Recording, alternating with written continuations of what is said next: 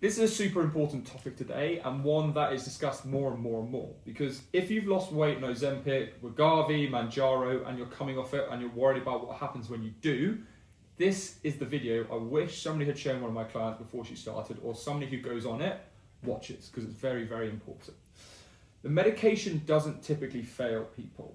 What usually fails is that nobody builds the habits underneath it, whilst the appetite suppression is doing the hard part for you. And that's a very, very important difference that you need to understand. So here's what actually is happening physiologically in plain terms. A GLP-1 medication suppresses your appetite and makes you genuinely not want to eat as much. That is the whole mechanism of how it works. It doesn't teach you what to eat, how much protein you need, or how to build a plate that keeps you full without you taking it. So that means that when the medication stops, whether that's a deliberate taper or because of cost or supply, the only thing keeping your intake is pharmacological. If there's no habit sitting underneath it, the appetite's going to come back, old patterns come in, and more often than not, the weight is put straight back on that you have lost. I had a client called Alex in this exact same position. She had lost 12 pounds and built real momentum, but she was on GLP-1s, and they were about to run out.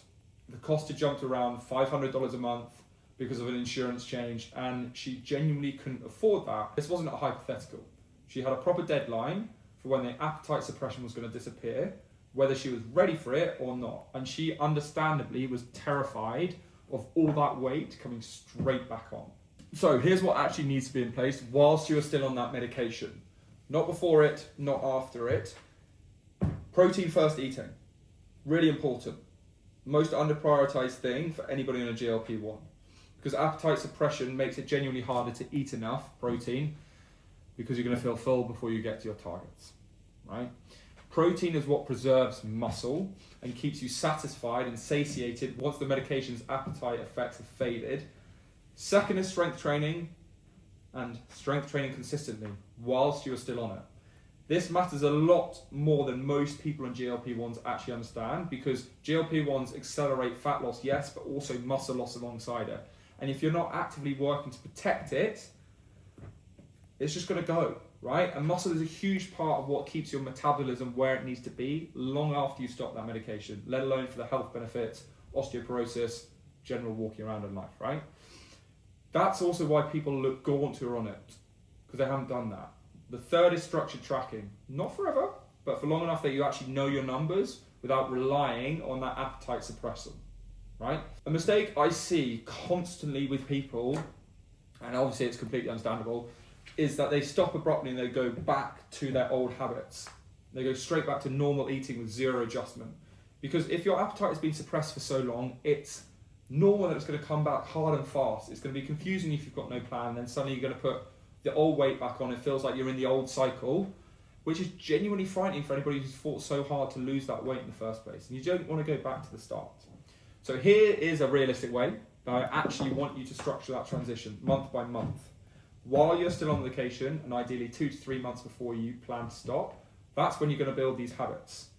Protein first meals, consistent strength training, and track so you know your numbers for yourself losing weight.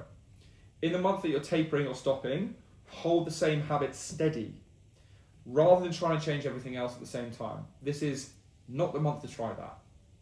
Not the month to overhaul your entire program because your body's already in shock, right? In the months after, expect your appetite to genuinely increase, which is normal, but treat that as a sign of information, not failure.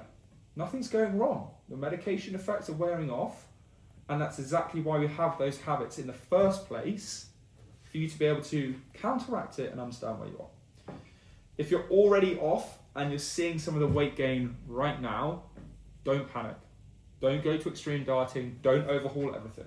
Go back to the fundamentals stated above. Starting today, consistent training, protein meals first, track.